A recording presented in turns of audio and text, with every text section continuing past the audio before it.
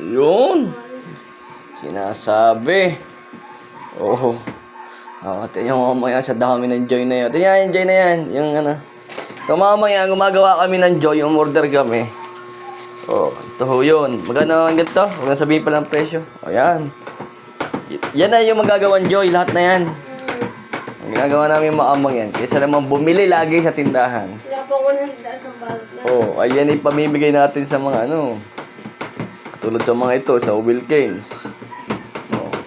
Parang marami tayong stock. Kunin mo yung lalagyan doon sa gilid. Tingnan mo. Ito ilalagay natin sa mga bote. Tapos ibibigay natin sa ating mga kamag-anak. Kakamura ho kayo pag itong kalaki. Ano yan? May tubig? Wala. Meron. Sinasabi siya taga Bicol. Pagtitipid na sinasabi. Hindi yung malaki na yung nasa gilid.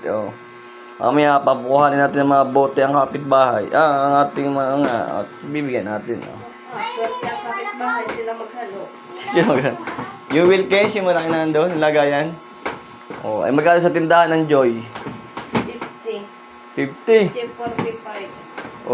Ay kung gagawa kayo ng ganyang kalaki, di ayos. Makakatulong ka pa sa kapwa. Dami. Dapat kailangan talagang haluin yan? 3 hours.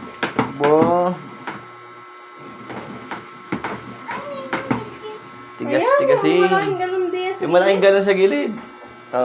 Yan. Yan. Tingnan mo aming stock. Naabot ba sa atin 1 buwan ganito kalaki? 1 buwan. Tipid. Wala pa 100 yung ginagawa. Bali 2 makamay namin in-order. Papadalahan natin ng mga kabila.